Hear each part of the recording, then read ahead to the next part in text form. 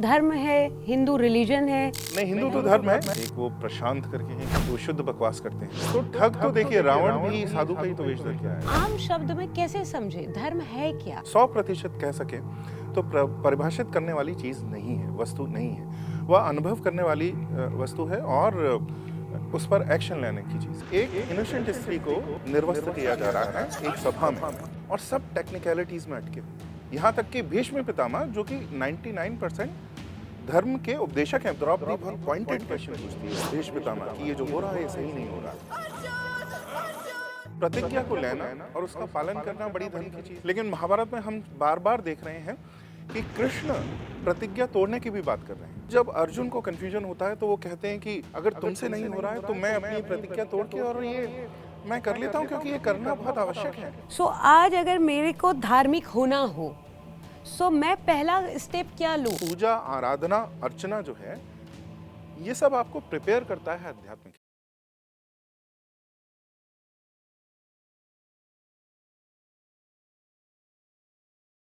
Welcome to Sochcast sir, मैं जब यहाँ बैठती हूँ तो मैं एज अ सीकर बैठती हूँ। 3-4 साल से धर्म की परिभाषा समझने की, ढूंढने की, लोगों में इसको लेके क्या समझ है, बहुत कोशिश की।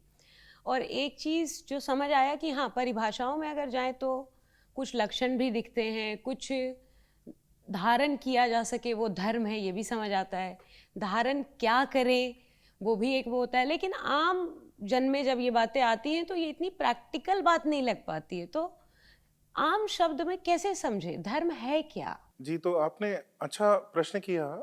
लेकिन इसकी परिभाषा जो आपने कहा कि परिभाषा हम सुनते तो हैं, पढ़ते भी हैं, परंतु हमें परिभाषा बहुत समझ नहीं आती प्रैक्टिकली अगर देखें तो दिनचर्या के जीवन में। तो इसका एक कारण यह भी है कि धर्म बहुत परिभाषित करने वाली ही 100% कह सके तो परिभाषित करने वाली चीज नहीं है, वस्तु नहीं है। वह अनुभव करने वाली वस्तु है और उस पर एक्शन लेने की चीज है। अब इसको एक थोड़ा सा कंट्रास्ट से हम समझते हैं कि एक और बात चलिए, मैंने भी अपनी पुस्तक में उसको स्वयंभू शत्रुपद में बार बार लिखा भी है, और बहुत सारे अब जो हिंदू चिंतक हैं वो इस बात को समझते हैं और उसके बारे में लिखते भी हैं कि धर्म और रिलीजन ये दोनों एक दूसरे के ट्रांसलेशन नहीं है। रिलीजन अलग है, धर्म अलग है। उसका एक उदाहरण मैं आपको बहुत छोटा सा सामने देता हूँ कि हम हिंदी में बोल सकते हैं या किसी भारतीय भाषा में बोल सकते हैं, पानी का, जल का धर्म बहना है या अग्नि का धर्म जलना है। बट यहीं आप कह के देखिए कि fire's religion is to burn, तो it doesn't make any sense. तो रिलीजन एक स्मॉल इकाई है, एक छोटी सी इकाई है, धर्म उससे बहुत अलग है। रिलीजन और धर्म क्या है, बहुत संक्षिप्त में अगर इनको कॉन्ट्रास्ट करके हम समझना चाहें तो रिलीजन डॉगमा बेस्ड है। यानी यहाँ पर एक थ्योरी है, कुछ सेट ऑफ रूल्स हैं, कॉन्सेप्ट्स हैं, जिनका पालन, बिलीफ्स हैं जिनका पालन उनके अनुयायियों को करना पड़ता है। इसमें प्रैक्टिस बहुत इन्वॉल्व नहीं है। प्रैक्टिस होती है बट इट्स नॉट नेसेसरी।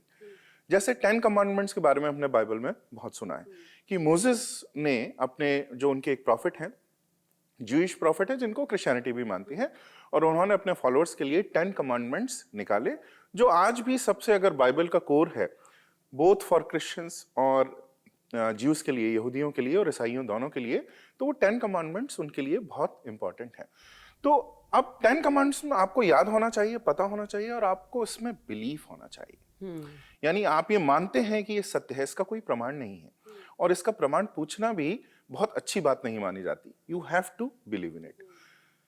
धर्म ऐसा नहीं कहता। धर्म को हमेशा संदर्भ में जाना जाता है। जिस प्रकार से ज्ञान की परिभाषा आपको ज्ञान जितना इंगित कर सकते हैं, वेदों में, उपनिषद में उस तरफ इशारा इंगित किया गया है, लेकिन यह कहा गया है शब्दों में ये बताने वाली वस्तु नहीं है, या अनुभव की वस्तु है।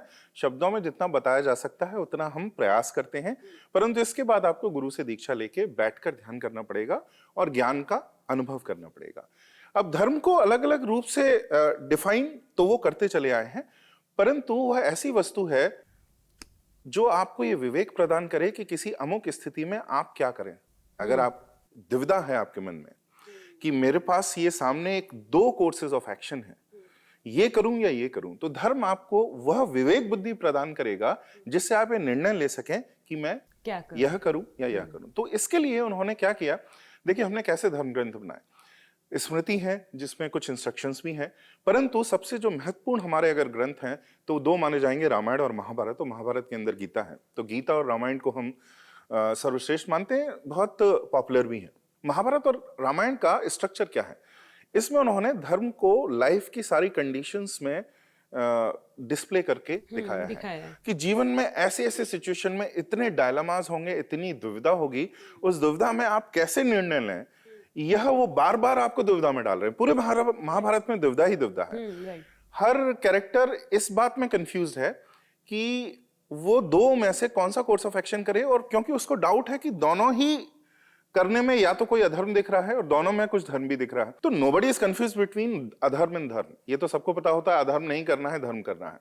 कंफ्यूजन तभी आता है जब हमको लगे कि मुझे समझ ही नहीं आ रहा है कि क्या धर्म है, ये धर्म है अथवा ये धर्म है। तो वो विवेक बुद्धि प्रदान करना कि हम क्या कोर्स ऑफ एक्शन लें, वह धर्म है। फॉर एग्जाम्पल, अगर एक हिंदू से पूछा जाए कि हिंसा अच्छी है या बुरी है, तो इसका कोई एक आंसर नहीं है।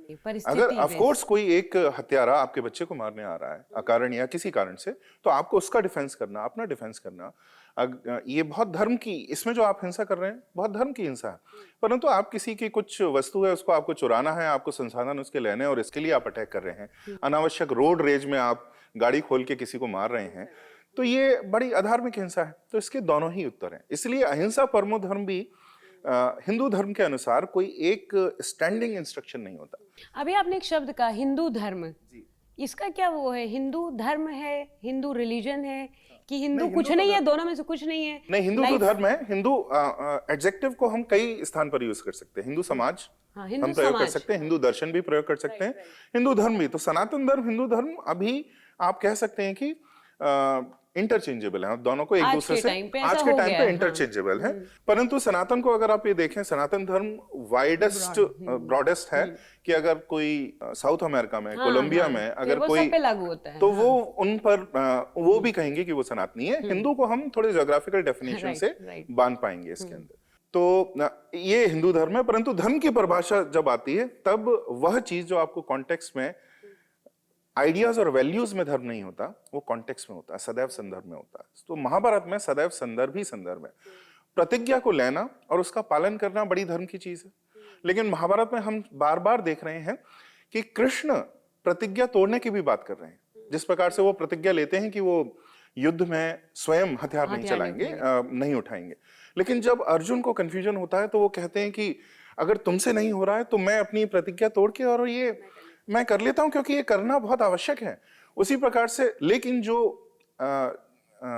जिनके पास कृष्ण जितना विवेक नहीं है, क्योंकि कृष्ण तो कभी भी कंफ्यूज नहीं, जब द्रौपदी का चीरहरण होता है, अब देखिए आज हमें बहुत स्पष्ट लगती है, लेकिन उस समय जो सभासद हैं, एक इनोसेंट स्त्री को निर्वस्त्र किया जा रहा है एक सभा में, और सब टेक्निकलिटीज में अटके हुए हैं। यहां तक कि भीष्म पितामह, जो कि 99% धर्म के उपदेशक हैं, पूरे महाभारत में उनसे धर्म का उपदेश लिया गया है। परंतु इस स्थिति में, और द्रौपदी बहुत पॉइंटेड क्वेश्चन पूछती है। मेरी मित्र अमी गणात्रा है, वो बहुत डिस्पेल की है उन्होंने नोशन। पॉपुलर कल्चर में द्रौपदी को एक बहुत ही कॉम्प्लेक्स कैरेक्टर बताया गया है, जिसमें उसके आधी उसकी मिस्टेक है और उसके कारण ये सब। लेकिन जब आप महाभारत की द्रौपदी को पढ़ें, ग्रंथ में पढ़ें, तो इतनी इंप्रेसिव वो पर्सनैलिटी है, जो सदैव बहुत स्पष्ट, एक्सट्रीमली इंटेलिजेंट है, बहुत स्पष्ट बात करती हैं और बड़ा स्पष्ट प्रश्न पूछती हैं। आप बताइए भीष्म पितामह कि ये जो हो रहा है ये सही नहीं हो रहा है। तो तब भीष्म पितामह एक ऐसी बात कहते हैं जो मुझे मतलब उस समय मुझे क्रोध आता है उसको पढ़ के, कि धर्म की गति बड़ी सूक्ष्म है। एक ऐसे वेस्ट में एक ऐसी लाइन है कि God works in mysterious ways, जो बहुत आपको क्रोध आता है सुन के, कि ये तो आप कभी भी लाइन यूज कर सकते हैं। तो धर्म की गति बड़ी सूक्ष्म है, आपको नहीं समझ में आया तो आपने बोल दिया, बट ही एक्सेप्ट्स। वो ये मानते हैं कि मुझे अभी नहीं समझ में आ रहा है कि क्या धर्म है क्या नहीं है। परंतु कृष्ण को तो कोई कंफ्यूजन नहीं होता। वो एक क्षण भी कि किसकी प्रतिज्ञा, कौन द्रौपदी को युधिष्ठिर दांव पर लगा सकते थे कि नहीं, वह स्लेव थी या नहीं, कौन क्या कर सकता था या नहीं, इसको बिना सोचे जब एक स्त्री को नग्न किया जा रहा है, उस समय वो कुछ और सोचते ही नहीं कि इससे बड़ा अधर्म और क्या होगा। इस समय धर्म केवल यह है कि उसका जो सम्मान है, उस सम्मान को बचाना है। मैं कहता हूं कि महाभारत में प्रतिज्ञा वीर बहुत है, जो प्रतिज्ञा लिए बैठे हैं। तो एक महाभारत का और प्रसंग है युधिष्ठिर और अर्जुन के बीच में। तो जब युधिष्ठिर हार जाते हैं, एक दिन वो लड़ते हैं और बड़ी उनकी हार होती है, 13वें या 4थे दिन ऐसा कुछ है, और वो निराश होकर अपने कैंप में आके बैठे हुए हैं। तो जब अर्जुन उनसे मिलने आता है कि क्या हुआ, मेरे बड़े भाई को क्या हुआ, तो उन्हें लगता है कि अर्जुन ने हरा दिया और कर्ण और उनकी हत्या कर दी और इसके बाद आ रहा है वो मुझसे मिलने। तो जब वो पूछते हैं क्या तुमने मार दिया, तो वो कहते हैं नहीं नहीं मारा, मैं तो आपसे मिलने आया। तो बहुत क्रोधित हो जाते हैं और इसमें कहते हैं कि तुम्हारे गांडीव का क्या मतलब, इसका फायदा जब तुम मार नहीं पाए। तो अर्जुन ने अब एक बड़ी विचित्र प्रतिज्ञा ले रखी है कि मेरे गांडीव की जो आलोचना करेगा उसको मैं मार दूंगा। अब वो कहते हैं कि अब तो मैं तुम्हें मारने जा रहा हूं कि तुमने मेरे गांडीव की वो कर दी। तो कृष्ण रोकते हैं, क्या भाई तुम युधिष्ठिर को ही मारने चले हो। तो फिर उन्हें बहुत वो रुकते हैं, बात मानते हैं, पर फिर उन्हें पछतावा होता है। अब उसने एक और प्रतिज्ञा खा रखी है कि मैं अगर बड़े भाई की अगर मैं बुराई या उनसे अपशब्द बोलता हूं तो मैं आत्मदाह कर लूंगा। फिर वो स्वयं अर्जुन को मारने को चलते हैं। बोले कृष्ण का काम तो पूरे महाभारत में इन लोगों को सेल्फ इमोलेशन और सेल्फ हार्म से बचाना है। आधे तो ये जो इनके अच्छे योद्धा हैं वो उनको रोकते हैं। तो यहाँ इसका मतलब कृष्ण क्या कह रहे हैं, ये नहीं कह रहे हैं कि प्रतिज्ञा लेके तोड़ देनी चाहिए, धर्म ये नहीं है। परंतु जब प्रतिज्ञा पूरी करने से धर्म का नाश अगर हो रहा है तो प्रतिज्ञा तोड़ देनी चाहिए। प्रतिज्ञा पूरी करने से धर्म का नाश नहीं हो रहा है, धर्म बच रहा है, तो प्रतिज्ञा पूरी करनी चाहिए। सदैव हमें यह देखना पड़ेगा हमारे कोर्स ऑफ एक्शन से जो ग्रेटर धर्म है, जो सनातन धर्म है, उसकी रक्षा हो रही है नहीं। द्रौपदी बहुत स्पष्ट रूप से बोलती है वंस अगेन चीरहरण में कि वो कहते हैं कि ये धर्म के पालन करने की बात कहते हैं, तो बहुत स्पष्ट लिखा हुआ है, संस्कृत के श्लोक में है और वो हिंदी में गीता प्रेस में आप बड़े स्पष्ट रूप से सनातन धर्म ये फ्रेज पढ़ सकते हैं कि कौरवों के राज्य में सनातन धर्म का नाश हो चुका है, ये वो स्पष्ट बोलती है। तो फिर ऐसे कुल के साथ क्या पालन करना। फॉर एग्जाम्पल गीता में भी वर्णाश्रम धर्म की बात होती है, वो समय तो बहुत महत्वपूर्ण था ही और गीता में भी हम उसका महत्व देखते हैं। तो अगर आप विषाद योग जो पहला चैप्टर है, अध्याय अगर गीता का पढ़ें तो उसमें अर्जुन का विषाद क्या है, उसका बहुत स्पेसिफिक विषाद है, वो जेनेरिक नहीं है। वो क्या बोलते हैं कि तुम कह रहे हो कि तात की मैं अपने भाइयों को मार दूं, तो मैं अपने भाइयों को मारूंगा तो मेरा कुल पुरुष विहीन होगा। मेरा कुल पुरुष विहीन होगा तो मेरे कुल की स्त्रियां दूसरे कुल के पुरुषों से विवाह करेंगी, जिससे कि वर्ण संकर होगा, जिससे कि धर्म का नाश होगा। ये लाइन ऑफ उसकी रीजनिंग है, बड़ी क्लियर है, बहुत स्पष्ट है। तो और ये सही है, ऐसा होगा और ऐसा हुआ भी, महाभारत के बाद बहुत कुछ हुआ भी। तो कृष्ण उस समय इन जनरल वो वर्णाश्रम धर्म के अगेंस्ट नहीं बोल रहे हैं। पूरी उसमें अगर आप गीता पढ़ें तो बीच के अध्यायों में वो पुष्टि भी कर रहे हैं उस धर्म की। परंतु ये वो कह रहे हैं ऐसे कुल का जिसकी मति इतनी भ्रष्ट हो चुकी है कि वो एक निर्दोष स्त्री को भरी सभा में नग्न कर सके, उसमें बचाने लायक कुछ नहीं बचा है। ऐसे कुल का नाश हो जाना ही ठीक है। तो ये बोल नहीं रहे हैं, पर वो ये सब लाइन ऑफ रीजनिंग एक्सेप्ट करते हुए उससे कह रहे हैं फिर भी तुम शस्त्र उठाओ और इनको मारो, जिसमें कि गुरु भी हैं, जैसे भीष्म पितामह हैं, द्रोणाचार्य हैं, कृपाचार्य भी वहां से लड़ रहे हैं, तो सारे गुरुवर हैं। पर वो कह रहे हैं कि तब भी शस्त्र उठाओ, लड़ो। तो धर्म यहां पर क्या है, जो ग्रेटर धर्म बचे, एक पिरामिड ऑफ प्रायोरिटीज है सनातन धर्म में। मेरी जाति खराब नहीं है, पर अगर जाति ये कहे कि नहीं सनातन धर्म गया भाड़ में, मैं तो अपनी जाति का ही हित ढूंढूंगा, जो कि हम पूरे करते भी हैं। बहुत सारे हमारे जैसे उत्तर भारत में और अधिक देखने को मिलता है, जहां गरीबी अधिक है वहां अधिक देखने को मिलता है। हमने गाँव में अधिक देखा है कि मेरी जाति सुप्रीम, बाकी मुझे और कुछ देश से लेना देना नहीं है, धर्म से लेना देना नहीं। तो जब आपकी जाति ये कहने लगे, उस जाति को मानना खराब है। परंतु इसका ये अर्थ नहीं है कि जाति और बाकी सारे यूनिट्स इन देमसेल्व्स इविल हैं। They become evil when they think of themselves as greater than Sanatan Dharma. तो ये ऑर्डर ऑफ प्रायोरिटी ध्यान रखना, ये विवेक बुद्धि रखना। मेरा कुल भी जैसे, अब मैंने तो उनका दोष नहीं है, मेरे जो माता पिता की जो जनरेशन थी बड़ी ग्राइंडिंग पॉवर्टी से वो निकल रहे थे। तो उनका इंस्ट्रक्शन एक ही था अपने बच्चों के लिए कि कैसे भी करके कुछ भी नौकरी करके इस पॉवर्टी से निकलना है। तो हमें बार बार इंस्ट्रक्शन देते थे, ये मत पढ़ना तुम, ये देश वेश की मतलब ये इसमें मत पढ़ जाना, ये फिलॉसफी में मत पढ़ जाना, तुम तो अपना देखो, या कहीं कुछ लड़ाई हो रही हो जिसमें आपको वहां पर किसी के हक के लिए बोलना आवश्यक है, वहां पर भी वो लगभग ये इंस्ट्रक्शन देते थे, नहीं तुम मत पढ़ो, बस बचते रहो बचते रहो बचते रहो और अपना देखो। मैं उनको ब्लेम नहीं कर रहा हूं, एज ए जनरेशन उनकी वो मजबूरी, कंडीशन लेयर, बहुत सारी लेयरिंग होती है हमारे ऊपर। अगर मैं, जैसे मेरे माता पिता ने भी कहा, पर अगर मैं उनकी वहां पर ये वाली बात मान के चलता तो आज जो मैं पढ़ रहा हूं, कर पा रहा हूं, वो कुछ भी नहीं कर पाता। उनके अनुसार मुझे एक सरकारी नौकरी बहुत अच्छी सी करनी थी और उसमें बड़ा बंगला और बड़ी गाड़ी बनाना था, तो उनके वो लक्ष्य पूरे नहीं हुए। पर मैं बहुत प्रसन्न हूँ कि मैं जो करना चाहता था वो किया। बाकी मेरे कर्तव्य अवश्य हैं कि उन्होंने मुझे जन्म दिया है, इतना बड़ा किया है, तो मैं जितने भी अपने कर्तव्य हैं वो उनके प्रति पूरे करूं, उनकी जो आवश्यकता है वो सारी पूरी करूं। परंतु ये इंस्ट्रक्शन जहां वो कह रहे हैं कि धर्म की बात छोड़ दो, मत मानो, वहां पर हमें नहीं मानना चाहिए। शास्त्र बार बार ये कहता है, जैसे प्रहलाद और हिरण्यकशिपु, वो तो अपने कहते हैं हिट जॉब की तरह अपने पिताजी को मरवा देते हैं कि मेरे इष्ट ये हैं, और वो आके उनकी हत्या कर देते हैं श्री नरसिंह भगवान। परंतु यहाँ पे पिता ईविल का प्रतीक है, अधर्म का प्रतीक है।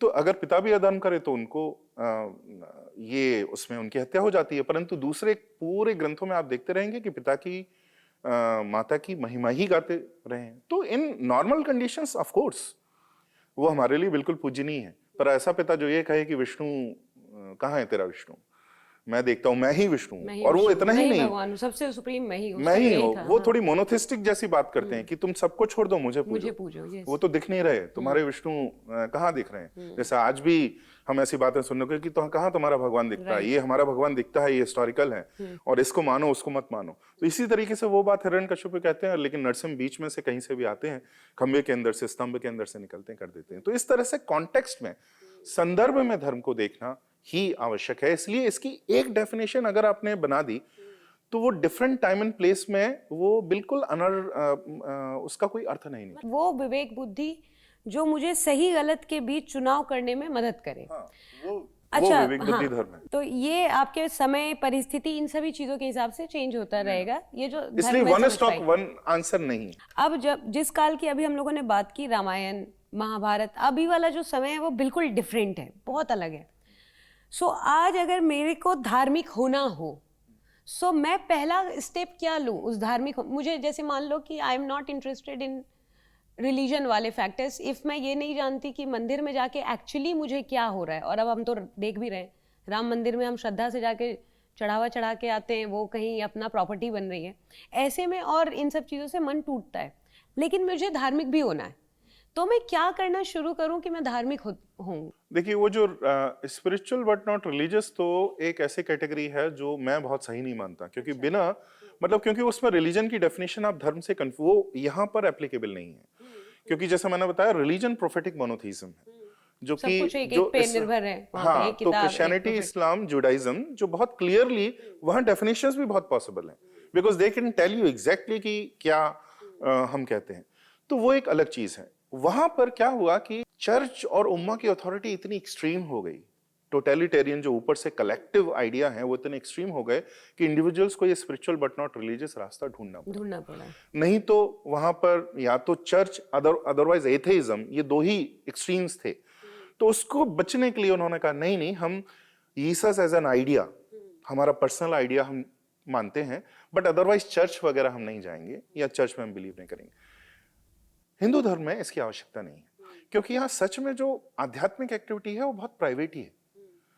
इसका एक उदाहरण देखिए कि एक ही परिवार में एक पति के हो सकते हैं इष्ट देव शिव हों, पत्नी के हो सकते हैं विष्णु हों, ना पति को ये लेना देना है, वो फोर्स, हाँ कुछ मूर्ख कर सकते हैं, वो उनकी बात छोड़िए, बट इन जनरल हमको किसी को आपत्ति नहीं होती कि यहाँ तक कि जो जैन समुदाय है, तो पत्नी जैन है, पति वैष्णव है, और वो अपना पालन कर रही हैं, और वो अपना पालन घर में कई मूर्तियां होती कई मूर्तियां हैं, भगवान भी हैं। किसी की श्रद्धा अलग अलग है, किसी की देवी में है। जैसे मेरे मित्र, उनकी माँ, उनको बहुत बाकी में नहीं बहुत श्रद्धा थी, देवी में बहुत श्रद्धा थी, किसी को उससे कोई समस्या नहीं थी। उनका बेटा हनुमान जी को ज्यादा मानता था, विच वॉज ओके। तो यहाँ पर ये हमेशा प्राइवेट ही है। तो अध्यात्म का रास्ता तो बिल्कुल प्राइवेट ही है। प्राइवेट से आप कहेंगे कि आप एक गुरु का, कोई संप्रदाय या कोई भी गुरु आपको दीक्षा देते हैं कि ये मंत्र है और ये आप साधना कीजिए, और आप उनकी गाइडेंस में साधना करते हैं। ये बात तीसरे को बताने की नहीं है।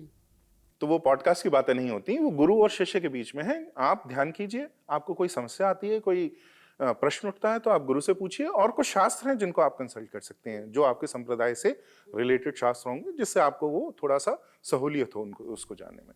अब बाकी पूजा, आराधना, अर्चना जो है, ये सब आपको प्रिपेयर करता है अध्यात्म के लिए। तो ये इसके अगेंस्ट एक्टिविटी नहीं है। मंदिर जाना कोई खराब नहीं है। अब देखिए कि जो चोरी जैसे होने की बात है, तो चोरी तो राज्य, मतलब नेता से अधिक चोरी तो कोई नहीं करता। लेकिन इसके बाद हम ये तो नहीं कहते कि स्टेट नहीं होना चाहिए। स्टेट के बिना तो इंडिया नहीं चलेगा या कोई भी देश नहीं चल सकता। हाँ 20-25 लोगों का एक कोई व्यवस्था बनाए रखने के लिए स्टेट होना सही है। लीस्ट करप्शन होना चाहिए। मुझे तो अभी तक कोई व्यवस्था ऐसी नहीं पता जिसमें जीरो करप्शन है। इवन यूएस में और वेस्ट में भी रहता है, बट हाँ हमारे यहाँ जितना है आवश्यक ही इससे कम होना चाहिए। जो ये पूजा अर्चना है ये आपको अध्यात्म के लिए प्रिपेयर करती है। जिस प्रकार से आप अगर बैठेंगे ऐसे बैठ जाएंगे, नहाए नहीं है, तो एक मन में हमारा जो सेल्फ रेस्पेक्ट है, आत्मसम्मान है, वो नहीं बनता, शरीर में वो ऊर्जा नहीं आती। लेकिन आप देखिए कि आप सुबह नहाएं, अच्छे से तिलक विलक लगाएं और उसके बाद आप बैठें और फूल रखते हैं, अगरबत्ती लगाते हैं, तो एक सेट एंड सेटिंग, साइकोलॉजी में भी एक्सपेरिमेंट्स में सेट एंड सेटिंग का बड़ा एलैबोरेट कॉन्सेप्ट है कि आप थेरेपी किसी के साथ कर रहे हैं तो थेरेपी सड़क पर चौराहे पर नहीं करेंगे, there will be a proper place for it. अब जैसे यहाँ हम बैठे हैं, इसमें भी सेट एंड सेटिंग का टेक्निकली मीनिंग है, परंतु बहुत महत्वपूर्ण मीनिंग है। अगर इसमें हम दोनों ही डार्क में हो या एक डार्क में हो तो वो हम बात करने का मन ही नहीं होगा। कई बार ऑनलाइन कॉल्स में ये होता है कि अगर सामने वाले का वीडियो चला जाए तो सडनली यू आर लॉस्ट कि अब मैं बात किससे करूं। ऑल्दो आई नो कि वो, मैं जानता तो हूं, मस्तिष्क से तो मैं जानता हूं कि वो है वहां पर, परंतु मुझे दिख नहीं रहा आंखों से, तो बहुत बनता नहीं है बोलना। हाँ। तो सेट एंड सेटिंग इसमें बहुत इंपॉर्टेंट है। और रिचुअल मीनिंगलेस नहीं होते, रिचुअल का डायरेक्ट मीनिंग होता है। जो हमारे यहाँ वेदों में, उपनिषद्स में जो रिचुअल क्रिएट, वेद तो पूरा रिचुअल ही है, वो रिचुअल क्रिएट किया गया है जो आउटर रियलिटी है उसको रिचुअल में मिमिक करने के लिए। तो ये जो भार हो रहा है, यज्ञ जो हो रहा है, वो एक रिप्रेजेंटेशन है आउटर जो यूनिवर्स में, जो कॉस्मोस में हो रहा है, उसका एक अप्रॉक्सीमेशन है जिसको आप इसमें देख के चलते हैं। तो वो मीनिंगलेस नहीं है। आपका जो प्रश्न था कि अगर मुझे धर्म की ओर मुड़ना है तो क्या करूं, तो ये पूजा अर्चना, ये एड्स हैं, इनको हटाना नहीं चाहिए, इनका प्रयोग करना चाहिए। प्रॉब्लम ये भी है ना, पूजा करूं किसकी? देखिए, पहले तो जनरली अगर आप अध्यात्म की ओर मुड़ रहे हैं या धर्म की ओर मुड़ रहे हैं तो एक नित्य कर्म जो होते हैं, सामान्य धर्म जो होता है, वो आप पालन। और धीरे धीरे क्या होता है, ऐसा बोला जाता है कि अगर आपकी चाह बहुत अधिक है तो you will stumble upon what's proper for you. आपको धीरे धीरे आप उस रास्ते पर, वो रास्ता आपके बीच में आएगा। शिष्य गुरु को नहीं ढूंढते, गुरु शिष्य गुरु। उसका मतलब ये नहीं है कि gurus are eager to get शिष्य, इट मींस कि यू स्टम्बल अपॉन देम। कुछ प्रकृति कुछ ऐसा करती है कि आप उनके चरणों में जाके गिर जाते हैं और फिर आपको वो गाइडेंस मिलने लगता है। तो अगर आप श्रद्धा अपनी पूरी रखेंगे तो ये प्रोसेस है, बहुत समय तक रखेंगे तो अपने आप आपके साथ चीजें होने लगेंगी, आपको भी पथ बाद में बिल्कुल स्पष्ट हो जाएगा। देखिए कोहरे में क्या होता है, कोहरे में हम गाड़ी चलाते हैं, ऐसा नहीं है बिल्कुल गाड़ी नहीं चलाते, परंतु क्या होता है कि अपने से 7-8 मीटर दूर तक दिखता है, बट इतना पर्याप्त है। आप धीरे अगर गाड़ी चला रहे हैं, संभल कर गाड़ी चला रहे हैं, तो 4-4, 5-5 मीटर दिखता चले, इतना बहुत है, क्योंकि इतनी आवाज भी आ रही है। धीरे धीरे जैसे आप वहां पहुंचेंगे, अभी तो कुछ नहीं दिख रहा, बिल्कुल सफेद है, परंतु जब आप उस मोड़ पर पहुंचेंगे तो आपको समझ में आ जाएगा कि राइट मुड़ना है, दाएं मुड़ना है या बाएं मुड़ना है।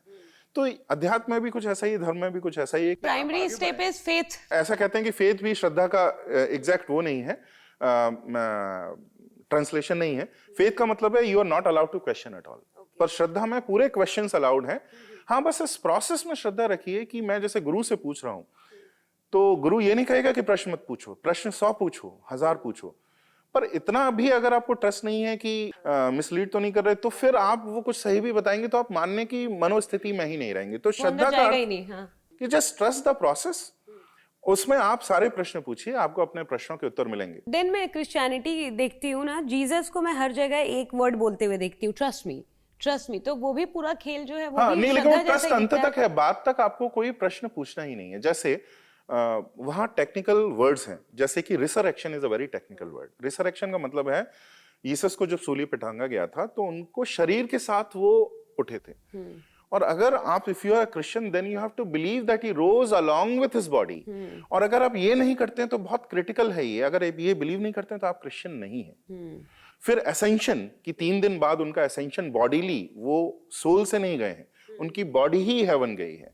You have to believe in this. उसके, और ये क्यों है, क्योंकि उनके यहाँ ओरिजिनल सिन का कॉन्सेप्ट है कि एडम ने हम सब के लिए सिन किया है।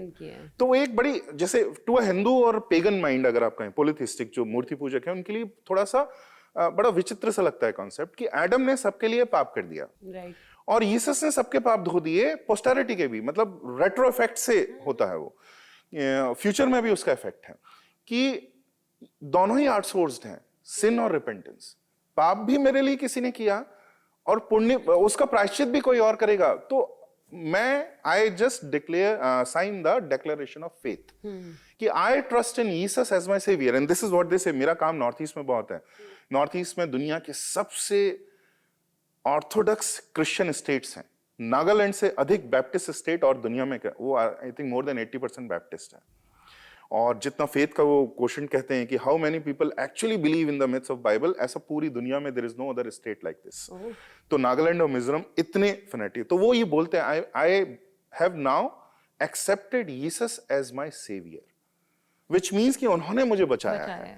और किससे बचाया है? उस ओरिजिनल सिन से बचाया है। Just by being born we are sinners, वो उनका ये बिलीफ है। तो इसमें अंत तक कोई क्वेश्चन नहीं। यहां पर तो यह है कि trust the process. Initially last में आपको सब कुछ क्वेश्चन करना है।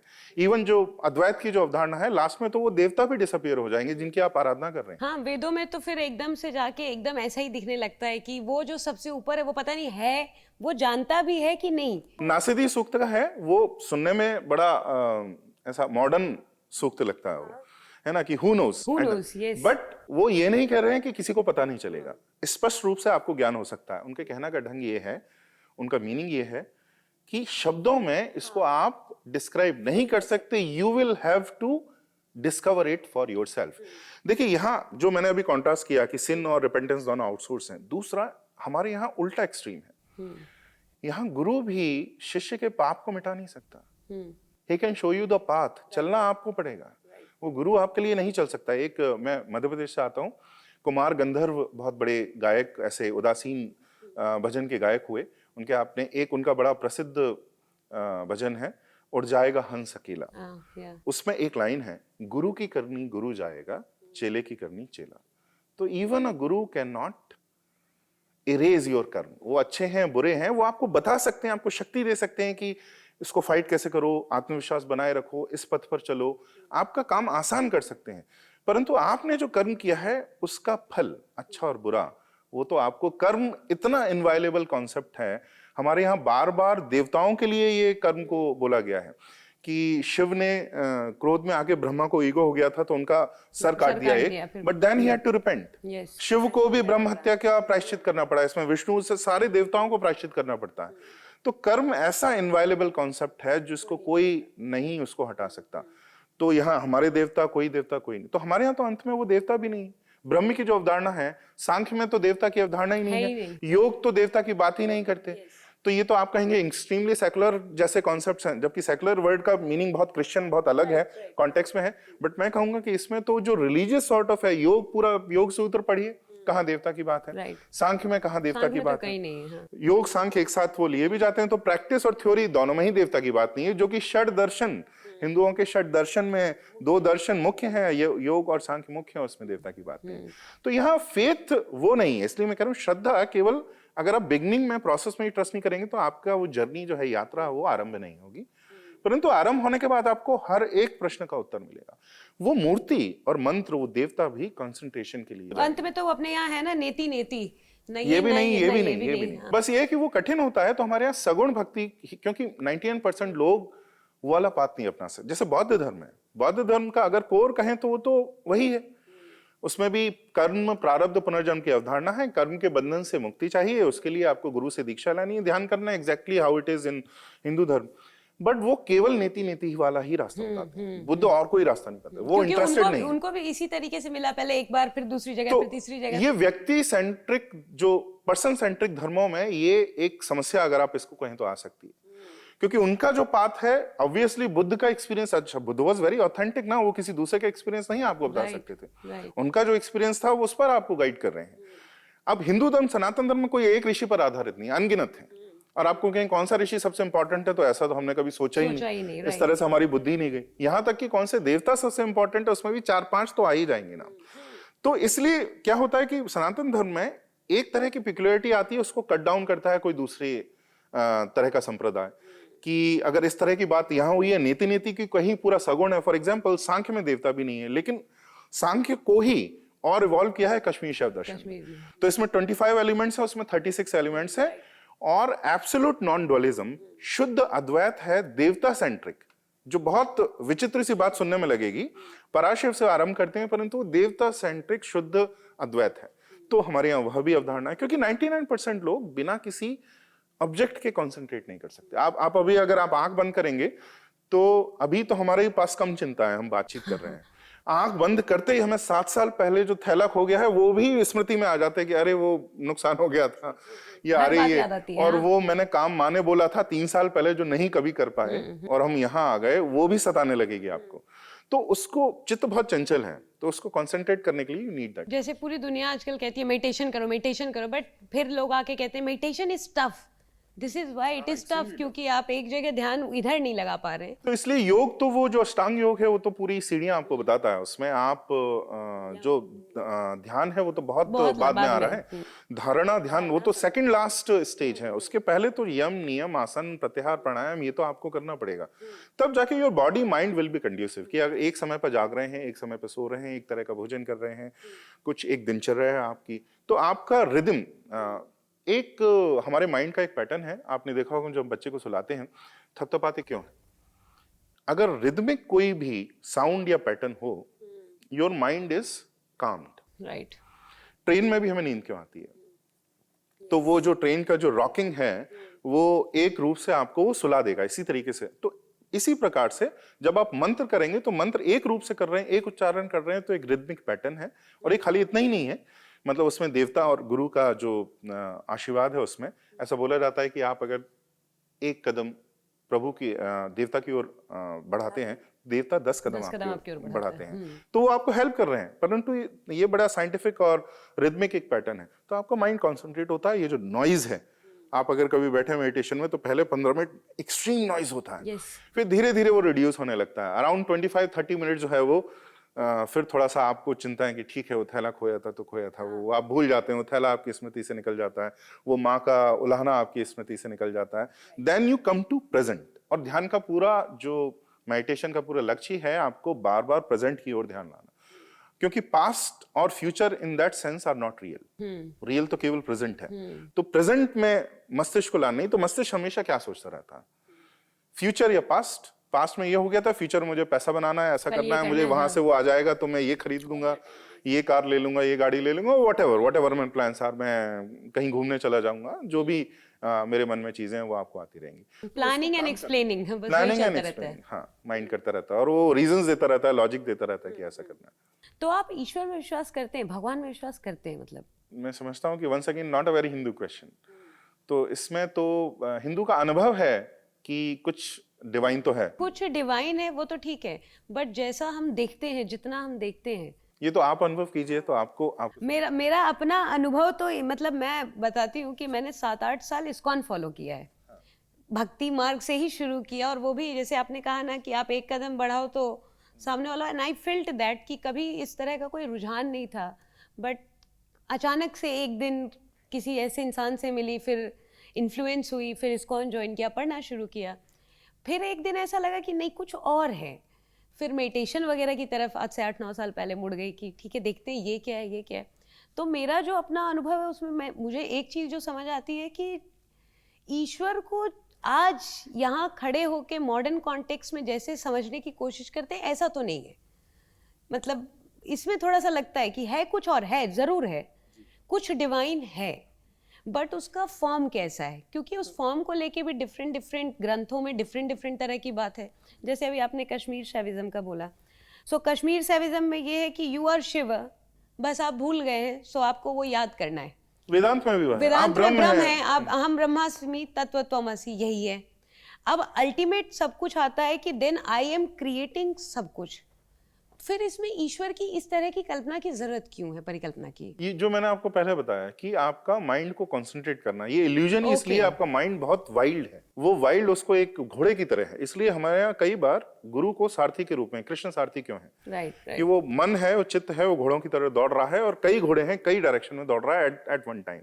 अगर आपने दौड़ने दिया तो आपका एक्सीडेंट होना तय ही है, जो होता रहता है। देवता का अनुग्रह गुरु के अनुग्रह के साथ ही होता है, तो वो आपको कंट्रोल करने में आपका हेल्प करते हैं और उसके बाद आपका माइंड जो है और काम होता है, आपका जो लक्ष्य है आपको वो प्राप्त होता है। ऐसे कुछ लोग हैं जो कई सारे जन्मों तक, देखिए ये आप एक जन्म में हम देखें तो ये सारे प्रश्न आते हैं, लेकिन कई जन्मों तक की अगर हम बात करें तो कुछ लोग ऐसे रमन महर्षि की हम बात करें तो 8 वर्ष में उनको कुछ अंदर से इंस्पिरेशन हुआ, जहां वो तिरुवनमलई अरुणाचलेश्वर जो पर्वत है, वहाँ वो आए बैठे और उसके बाद उन्हें ज्ञान हो गया। तो 8 वर्ष में तो बहुत ही कम आयु थी। मैं तो आज 42 का होने वाला हूँ, वो 8 वर्ष में, और हम सब तो कहीं भी आसपास भी नहीं है कि हम उसके पास भटक भी सकें। उन्हें 8 वर्ष में ऐसा इंस्पिरेशन आया कि सब कुछ त्याग कर उन्हें ज्ञान हो गया, क्योंकि उनके पहले जितने जन्म होंगे उसमें उन्होंने बाकी सब पूजा कर्म कांड अर्चना ये सब कर लिया होगा, इन बाधाओं को पार करके आ गए होंगे। इस जीवन में आप आगे बढ़ रहे हैं। एक ऐसी बात कही जाती है कि विद्या और अविद्या को डिफाइन करने के कई ढंग हैं। उसमें से एक तरीका ये है, मेरे गुरु ये कहते थे कि जो मृत्यु के उपरांत आपके साथ जाए वो विद्या है, जो रुक जाए वो अविद्या है। तो including history, geography, politics, geopolitics जो मैं अभी पढ़ रहा हूँ, जिनके बारे में बातचीत करता हूँ, वो मैं अभी गया, एक्सीडेंट हो गया, सब खत्म। लेकिन जो मैंने साधना कर ली है वो अगले जीवन में मैं वहां से ही स्टार्ट करूंगा, वन वे और द अदर वे। ऐसा कहा जाता है, दिस इज विद्या। विद्या तो वो व्यर्थ नहीं जाती, वो जो इट्स कैरी ओवर, जैसे छुट्टियां अगले साल कैरी ओवर का जो कॉन्सेप्ट होता है जॉब में, तो वो कैरी ओवर होती है साधना आपके साथ। वो साधना आपके इस जीवन के साथ समाप्त नहीं होती। जबकि बाकी सब जो आपने अर्जित किया है, स्किल्स, जैसे मैं बहुत स्किल्ड हूँ किसी चीज में, बहुत अच्छी टाइपिंग कर लेता हूँ, लेकिन अभी कुछ पैरालिसिस हो जाए तो वो चला जाएगा, डेथ भी छोड़िए, एक पैरालिसिस में चला जाएगा। तो स्किल्स तो सारी you will lose, all knowledge that you have gathered you will also lose, परंतु जो साधना की है वो नहीं। मुझे एक अभी याद आ रही है, मैं इन दिनों भी एक किताब पढ़ रही थी दत्तात्रेय की, तो उसमें एक जगह दत्तात्रेय जब परशुराम को समझा रहे हैं माया सत्य दिखाने की रिक्वेस्ट पे, तो परशुराम परेशान है, बहुत परेशान है कि भाई बहुत कुछ समझा लिया आपको, समझ मेरे को अभी भी कुछ नहीं आ रहा, थोड़ा और इजी वे में करके समझाइए। तो उन्होंने जब बोला है ना, तो उन्होंने विद्या और अविद्या को जो डिफाइन करने लग गए, अज्ञान को, तो उन्होंने अज्ञान को कुछ ऐसा ही डिफाइन किया है कि हर वो चीज़, चाहे मतलब मैं जो सत्य को खोजने की एक तलब भी लेके चल रही हूँ, ये भी अज्ञान है। तो अब मैं समझी कि आपके क्योंकि अनुभव में आ जाता है, तो शायद वो आपके उस चित्त में चला जाता है जहाँ से वो संस्कार बन के कैरी फॉरवर्ड, जो हम कहते हैं कि ये होता है। एक अवधूत गीता है और एक अष्टावक्र गीता है, तो इसमें बड़े संतों की और बहुत गहरी बातें कही गई हैं, ज्ञान की, शुद्ध मतलब अद्वैत की बात कही गई है। तो वो जो बात है वो उस व्यक्ति के लिए जो ऑलरेडी ऑलमोस्ट 99.99% बाधाएं सारी ध्यान की पार कर चुका है, अंतिम स्टेज पर है चिंतन की, अंतिम जो माइंड के कॉन्स्ट्रक्ट्स हैं वो भी वो डिस्ट्रॉय करने के लिए ये ग्रंथ लेके गए हैं, वो उस स्टेज पर है। ये वो सुनने में जैसे अवधूत गीता बहुत ही लिरिकल है, तो मुझे जो सबसे कानों को अच्छी लगती है उसमें सबसे सुंदर अवधूत गीता लगती है, जितनी गीता मैंने अध्ययन किया। समझना हमारे लिए अभी, क्योंकि वो इस स्टेज की बात है, वो लास्ट स्टेज की बात है। अच्छा। तो वो तो उसमें तो सब कुछ डिनाई कर रहे हैं। अवधूत गीता का ये न वर्ण है, न जाति है, न पुरुष है, न स्त्री, वो हर चीज डिनाई करते चीज का वो है, वही मैं कह रही हूँ। तो कोई कॉन्स्ट्रक्ट नहीं, तो लास्ट का कॉन्स्ट्रक्ट भी वो, लेकिन आप अभी मान के चलेंगे तो नहीं है ना। अगर सब कुछ अनुभव से ही हो रहा है तो माइंड जो हमारा इतना फंक्शन इस हिसाब से करने लगा है, मेमोरी क्रिएट करना, जैसे अभी अपन बात कर रहे थे पास्ट में या तो फ्यूचर में, तो मेमोरी क्रिएट करना, प्लानिंग करते रहना, this is because of conditioning जो हम लेयर्स लेते आए हैं इतने साल के इवोल्यूशन के फेज में। अब प्रॉब्लम ये है कि अगर मान लीजिए मेरे अनुभव में कुछ बैठने के बाद कुछ आया, अब मन तो कल्पनाओं का घर है, ये तो कुछ भी कल्पना कर सकता है, हो सकता है वो जो मेरे अनुभव में आ रहा हो वो भी मेरी एक कल्पना ही हो। इसको कैसे समझेंगे? मतलब इसका कोई आउटर कोई बाहर से आपको कंफर्म नहीं कर सकता। हाँ, तो अगर वो दुविधा भी है वो अपने आप क्लियर हो गई, अगर आप ध्यान को और कंसिस्टेंसी से करेंगे, साधना को और कंसिस्टेंसी से करेंगे, बट आउटर कंफर्मेशन नहीं होगा, क्योंकि नोबडी कैन टेल यू कि आपके चित्त का जो अनुभव है वो ऑथेंटिक है या नहीं। हाँ, गुरु अगर जिस गुरु से आपने दीक्षा ली है, he might have something to say, उनके पास कुछ हो सकता है कहने के लिए, पर बाकी वो चर्चा का विषय नहीं होता। पर उसमें भी ऐसा लगा रहता है ना कि ये जो आपने वो वाली बात पूछी थी कि जैसे दत्तात्रेय जी, तो ये बिल्कुल अंतिम स्टेज की बात है, उसके पहले बहुत सारी हैं। नहीं, बट परशुराम जिस स्टेज में उनके आगे खड़े हैं ना, वो हम ही जैसे लगेंगे कि भाई मैं 3-4 बार ब्राह्मण क्षत्रिय को मार के चला आया, मेरा गुस्सा हो गया, सब हो गया, शांति नहीं मिल रही, अभी भी मेरे को ऐसी बेचैनी है, कुछ हो नहीं पा रहा है। नहीं, पर ये हमारे जैसी स्थिति नहीं है, इतने बेचैन भी नहीं हम। हाँ, और हमने जो हमारी डीपेस्ट डिजायर्स हैं अभी पूरी भी नहीं हुई है। हाँ, वही वो तो उनका है कि सब कुछ ये होने के बाद भी क्यों नहीं है, तो वो हमारी स्टेज नहीं है, रेस्ट अश्योर्ड। राइट। तो हमारी जो स्टेजेस हैं वो ये हैं कि मैं तो ये मानूंगा कि अभी जो 5 अष्टांग योग में जो पहले नियम है वो ही अभी ढंग से पालन नहीं करते हैं।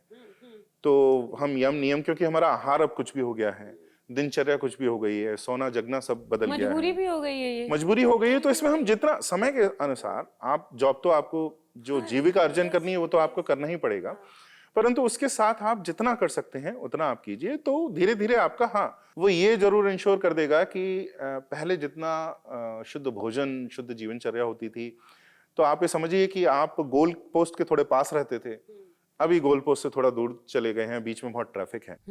लेकिन ये नहीं है कि रास्ता कभी नहीं खोता, रास्ता तो हमेशा बना रहता है, पहुंच आप हमेशा सकते हैं। हाँ, इट्स हार्डर नाउ, क्योंकि चित्त का पोल्यूशन, मेरे एक मित्र हैं वो बार बार चित्त पोल्यूशन की बात कहते हैं। चित्त का पोल्यूशन बहुत कुछ है। आप, मैं कुछ देख रहा हूँ बीच में, कुछ यूट्यूब का मैं प्रीमियम इसलिए लेता हूँ कि कोई एक मैं स्पीच भी देख रहा हूँ और मैं बच्चे को दिखाते हुए बीच में कोई ऐसा ऐड ना आ जाए जो मेरे बच्चे को देखना ना पड़े, मैं मतलब मुझे ही देखना ना पड़े, मेरे बच्चे को तो छोड़ दीजिए। तो इस समय चित्त पोल्यूशन बहुत है, बिकॉज मार्केट है, मार्केट में आपके सेंसेस को बम्बार्ड करके whatever they can sell you, world ही ऐसा है। अब उसको हम सिंगल हैंडेडली तो चेंज नहीं कर सकते। हम अपने को कितना हम देखकर भी ना देखें ऐसा हम बना सकते, अपने चित्त को और स्ट्रांग कर सकते। कुल मिला के ये है कि एक तरफ धर्म के नाम पे बहुत भयंकर मार्केट है, एक तरफ आप कह रहे हैं कि ये बड़ा पर्सनल मुद्दा है, पर्सनल प्राइवेट वाली बात है।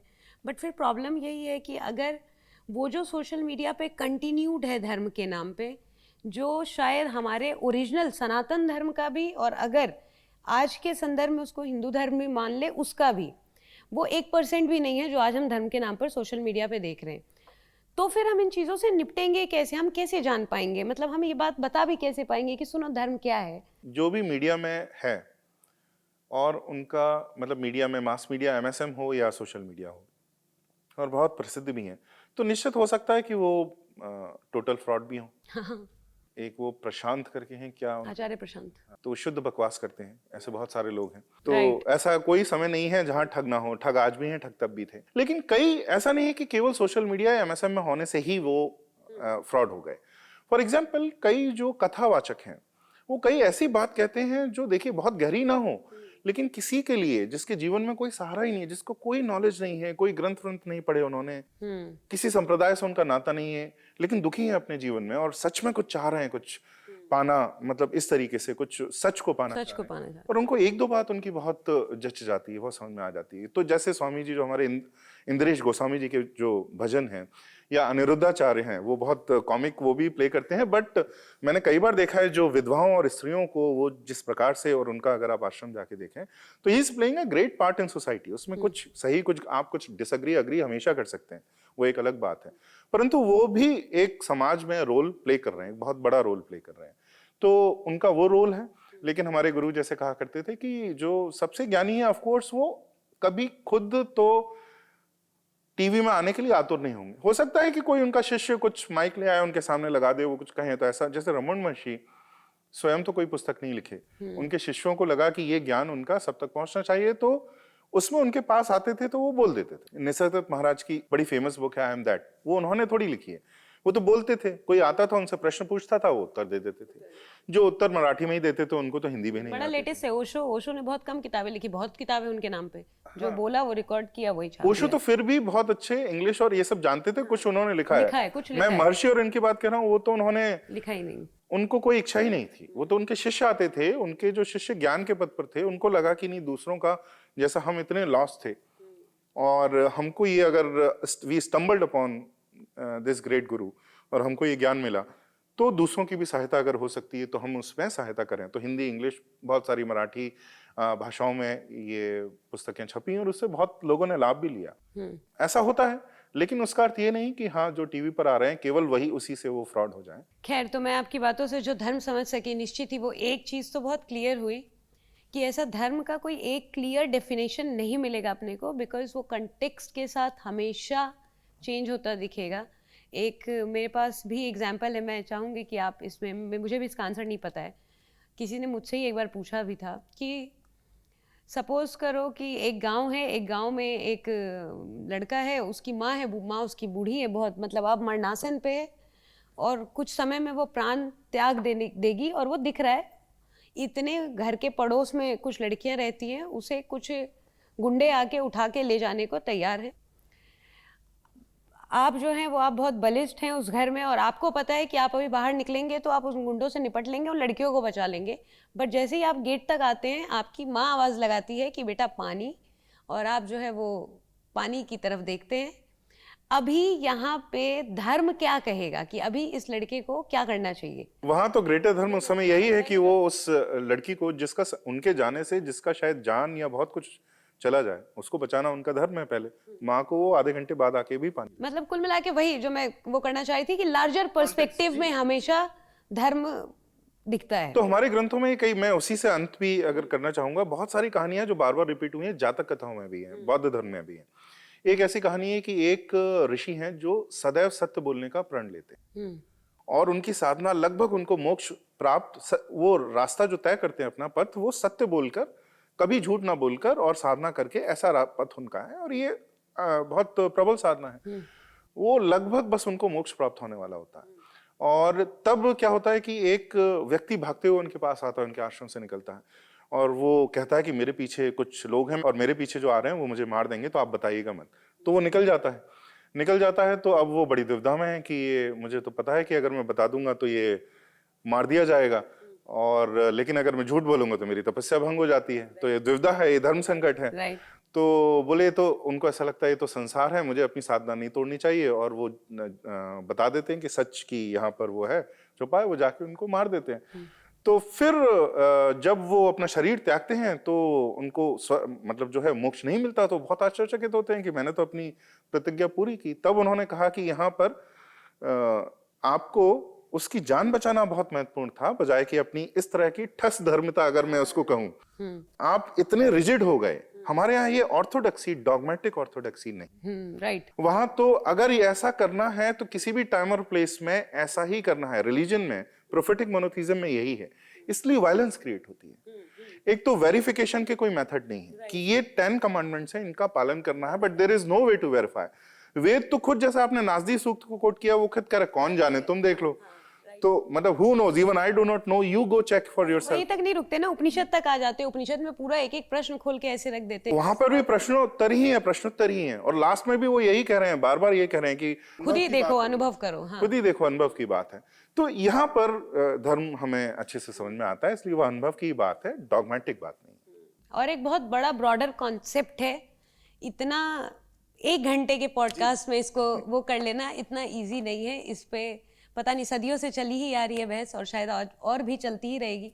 जैसे जैसे हम अपने चित्त को पॉल्यूट करते रहेंगे, वैसे वैसे ये इस तरह के डिस्कशन लंबे होते चले जाएंगे। तो बेहतर है कि हम जहाँ हैं वहाँ पहले एक्सेप्ट करें, एक श्रद्धा दिखाएं, और वहाँ से कॉन्टेक्स्ट समझते हुए चॉइस लेते वक्त उन चीज़ों का ध्यान रखें, so that we can be a धार्मिक person. Thank you so much sir, you just came here and thank you for calling. Thank you so much sir.